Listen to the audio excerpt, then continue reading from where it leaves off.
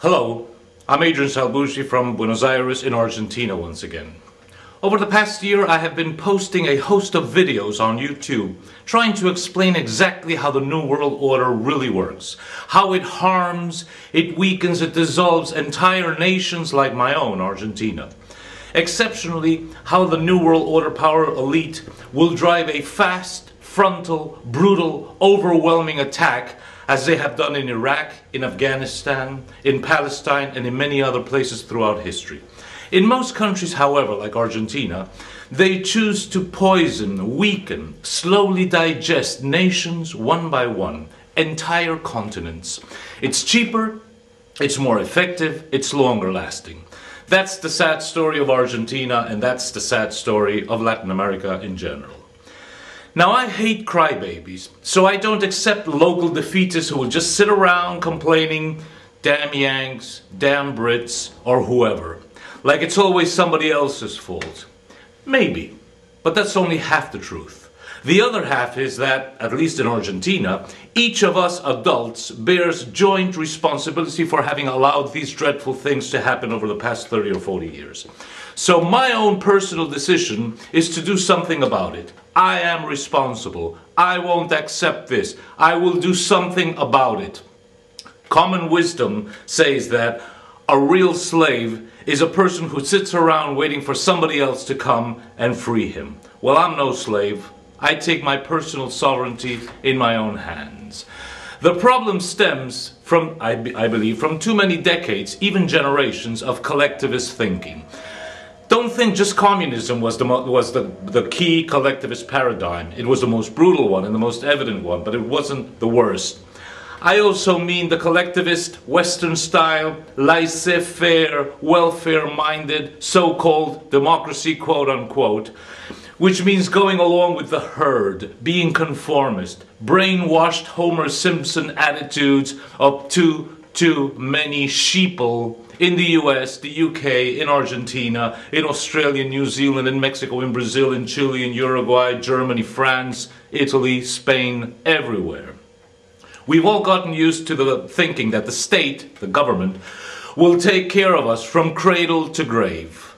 The state, the government, will give us everything that we need as long as we obey, conform, pay taxes, send our kids to their wars, and shut up. If you want to complain, do it in your living room, in your own house. Don't go out to the streets. That's their message. But you see, today's problem is that the New World Order elite has hijacked the state. In the United States, in the United Kingdom, in the European Union, in Argentina.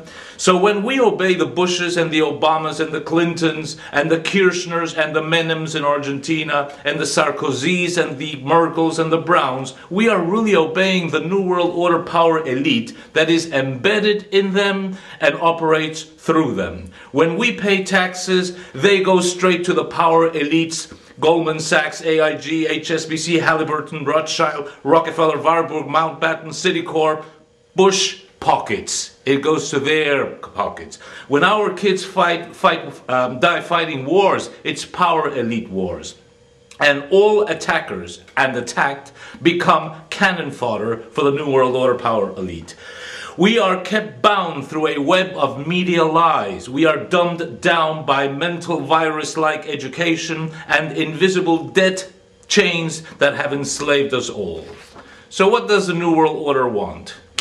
It's very clear. They want to enslave humanity by insectifying us so that we become worker ants toiling ceaselessly for, guess who? Them.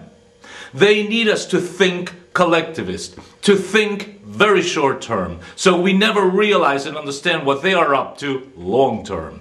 Why? So that they can own us by owning our work that brings wealth and power to them. Think of this. Slavery is when somebody owns your work. That was what slavery was all about. Owning a human being, one human being owning another human being so you can have his work. So think of what you become when you are paid less than you should, when you pay taxes to the government for God knows what perverted ends, when your income is eroded by inflation. It means that somebody somewhere is stealing huge chunks of your work. You then become a systemic slave. You are owned anonymously by the market, by the state, or by the system. The New World Order power elite's long-term strategy is keeping and consolidating their ancient bloodlines' power structures. And they at the same time recruit much needed newcomers to ensure that that power structure expands and grows into the future. Numerically small, they are nevertheless extremely powerful and dangerous. And be completely certain about this. They do not have your well-being in mind. So, the world's foremost problem boils down to this. Gigantic power has been usurped by a small but extremely powerful and well-organized minority that controls a vastly larger but unenlightened, disoriented and disorganized majority in every continent, in every nation, in every province and state, in every city. So, it's fight back time. The best cure for the collectivist mindset is personal sovereignty. What does that mean? It means breaking those mind bonds, cutting asunder those chains, fighting for freedom, as our forefathers did in the 18th and 19th century wars of independence in North and South America.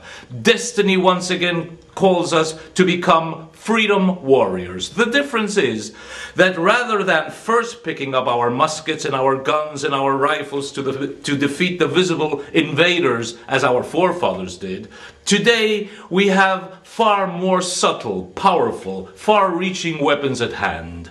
The internet, the YouTube, email, Skype, and most important, your personal commitment and action. Each of us and each of these that I have just mentioned is a modern-day musket, a modern-day cannon, gun, rifle, shooting at a much more powerful and less visible enemy that must be defeated and will be defeated.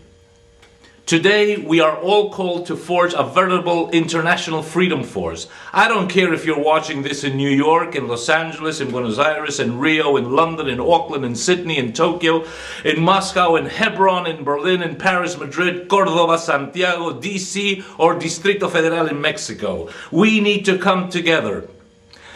As the American intellectual Ed Griffin aptly calls it, we have to come together as a Freedom Force International, which cannot today be a vertically organized, pyramid-like corporative structure. Rather, we have to set up a global, horizontal, matrix-like, holographic, cellular organization. If the New World Order power elite usurped and amassed huge power, taking away our freedoms from top down, from the top to the bottom, winning our freedoms back and taking our countries back will have to be done from the bottom up. That's why the key lies in each of us becoming a freedom warrior. Men and women who will never give up their personal sovereignty, who will never capitulate. The buck stops with you, the buck stops with me. Freedom starts here, in the mind. And is then fueled from here, from the heart. Mind and heart are the two key organs to be exercised, for there lie knowledge and there lies will, and the buck stops with you. So 10 things to do in this troubling year of 2010 to ensure your personal sovereignty. First, open your eyes and ears. Second, stay alert. Third, see the world around you as it really is, not as CNN, CBS, the New York Times, the Washington Post, etc. want you to think that it really is like. 4, use your common sense. Think with your own mind. 5, stay calm. 6, act diligently. Do what you have to do at the right time, not before, not after. 7, be optimistic. We will win. We will defeat them. 8. Alert your family, your friends, your colleagues, your neighbors. You must take on a proactive personal commitment in this fight. 9. Defend your spiritual values, family, friends, God. 10. Defend your property, your house, your livelihood. But wait, this is all very nice, but what are we lacking? I'll tell you what we're lacking. Power. Which is the ability to do, to achieve goals and results, to promote your interests and those of your family, your friends, your countrymen, in the short, in the mid, and in the long terms, even if others don't like it. It means to understand the whats, the whys, the whos, the whens, the wheres. Today, We the people are a disorganized, disarticulate, atomized, chaotic troop. We have huge power, but it's just potential. It's ungalvanized. It's demagnetized. So the challenge